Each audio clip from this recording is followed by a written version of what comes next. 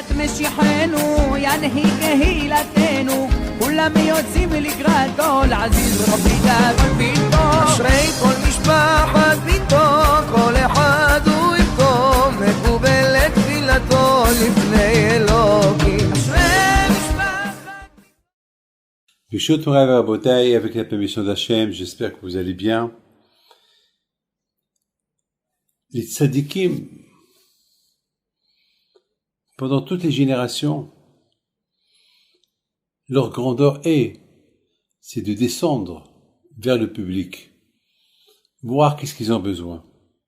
On a vu Moshe Rabbeinu alav shalom qu'il était prince en Égypte. Il était élevé par la princesse Batia, la fille de Pharaon, et c'est écrit que lorsqu'il a grandi, il est sorti voir comment ils vont ses frères. Ils étaient esclaves, il les aidait. Non seulement qu'il les aidait, Rachid dit, il a donné ses yeux et son cœur pour voir qu'est-ce qui leur manque, qu'est-ce qu'il peut faire pour eux. Ça, mes amis, ça c'est la qualité des tzadikim, la qualité de ceux qui nous guident. Ceux qui nous guident, ils ne pensent pas à eux, ils pensent à autrui. C'est ça. On raconte une histoire sur Rabbi Chaim Itzanz, un grand tzadik. Une fois, ce tzadik-là, elle est venue chez lui une veuve, une femme. Il lui dit, Rabbi, j'ai un problème. J'ai pas assez de parnassa, je vends des pommes. J'achète des pommes mauvaise qualité parce que j'ai pas les moyens et j'ai cru pouvoir les vendre et j'arrive pas à les vendre. Alors, le peu d'argent que j'ai, je vais les perdre. Rabbi Chaim Itzanz alav shalom, qu'est-ce qu'il fait? Tout de suite. Il met son chapeau, il met sa veste, il sort. Il va avec elle, là au marché, là où elle vend les pommes. Il a commencé à crier. Qui va acheter les pommes pour Shabbat? Des bonnes pommes, des pommes avec la bracha. Les gens, ils ont vu Rabbi Chaim Itzanz, un grand tzaddik, qui vend les pommes pour une femme. Tout le monde est venu. Il leur a dit, non, chaque pomme, coûte 10 euros, 20 euros, 30 euros. Alors qu'elle coûtait même pas, elle coûtait rien du tout, même pas un sou. Mais parce que c'est le tzaddik qui les vend, tout le monde a acheté ces pommes et il la regarde. Il dit, voilà ma fille. Si tu as besoin de moi encore une fois, viens m'appeler. Ça, c'était les tzadikim.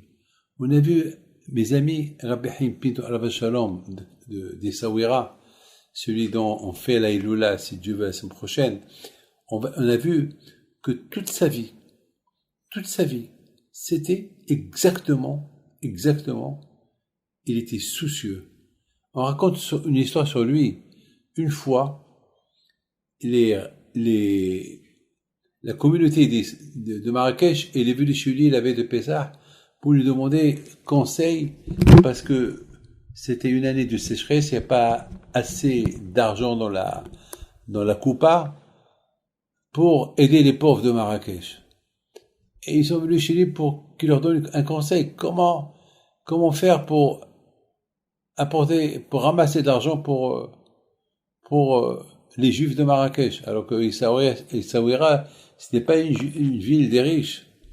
Et au même moment, ils sont rentrés, les dirigeants de la communauté juive d'Essaouira. Ils ont dit à Rabbi Chaim Pinto, avant d'aider les Juifs de Marrakech, il faut aider un peu les Juifs de ta ville, d'Essaouira. Là aussi, il y a plein de pauvres. On a passé un hiver très dur et il y a beaucoup de pauvres. Comment on va faire? Alors, plutôt, donne-nous à nous en priorité une réponse, un conseil. Rabbi Chaim Pinto, il regarde. Sa maison était pleine des gens qui viennent de Marrakech, d'Essaouira, et chacun avec une cause. La communauté de Marrakech, ils sont pauvres. La communauté juive de Essaouira, ils sont pauvres. Qu'est-ce qu'il faut faire? Il leur a dit, vous savez quoi? Laissez-moi réfléchir, venez demain matin. Comme ça, il leur a dit, venez demain matin. Et je vous donnerai une réponse. Le lendemain matin, ils sont venus chez lui. Tout le monde. Alors, les Juifs d'Essaouira, ils étaient curieux. Comment Rabbi Chaim Pinto alav shalom, il allait trancher. Est-ce qu'il va trancher en faveur des Juifs de Marrakech où il va trancher en faveur des juifs d'Essaouira. Et lui, il est d'Essaouira. Qu'est-ce qu'il va faire? Rabbi Haim Pinto alav shalom, il les regarde, il a fait un grand sourire, il leur a dit, écoutez, est-ce que vous connaissez tel et tel? Ils ont dit, oui, on le connaît, oui, c'est un monsieur qui est pauvre, il habite au cimetière, il avait une chambre au cimetière, c'est là-bas où il habite. Ouais, il n'est pas marié, il est là depuis, il n'a pas de famille, il n'a personne, il est là depuis 30 ans, il est venu d'un village et il ramasse d'argent, c'est un pauvre, il habite là-bas. Il leur a dit, est-ce que vous l'avez vu cette semaine? Ah, ils ont dit, je sais pas. Renseignez-vous, est-ce que il a été vu cette semaine? Eh ben, 1 heure plus tard, il vient chez Rabbi Haim Pinto, ils ont dit non. Il a l'habitude d'aller chez tel et tel, il l'a pas vu depuis 1 semaine, il a l'habitude d'aller chez tel. Il leur a dit, peut-être il est mort. Peut-être depuis 1 semaine déjà il est mort. Allez-y voir dans sa chambre. Et s'il est mort, alors venez, dites-moi là, est-ce qu'il est vivant, il est mort? Après je vous dirai quoi faire. Ils sont partis, ils ont tapé à la porte, personne n'ouvre, ils cassent la porte, ils ont trouvé que le monsieur était mort. Il puait, ça sentait mauvais, parce qu'il est mort depuis 1 semaine, peut-être même 2 semaines. Bon, alors tout de suite, ils sont venus chez Rabbi Haim Pinto.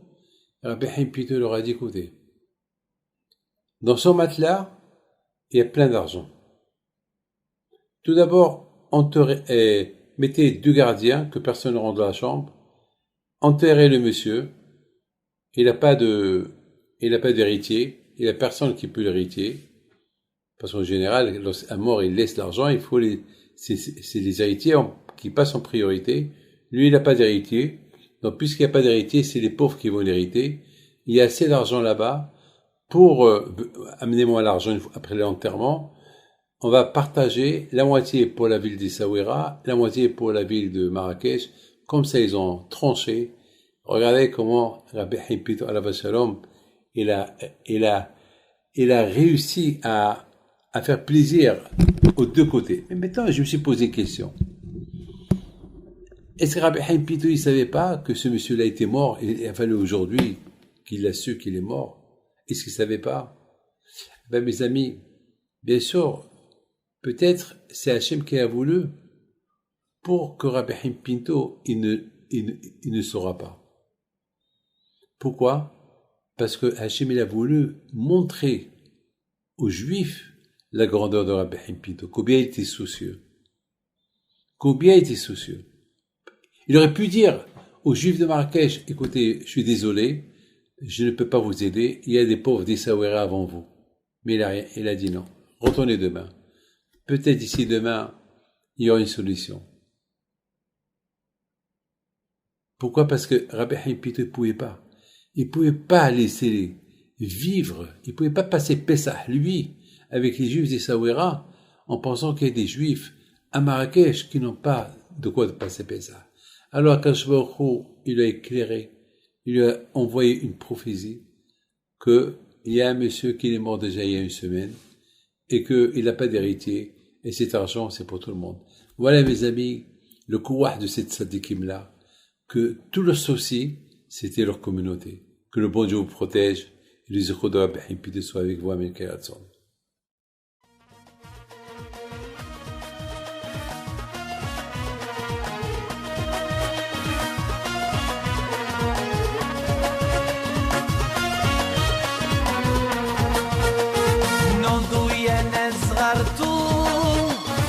ربي حي بينتو وقف لنا زي خوتو يا وز خوت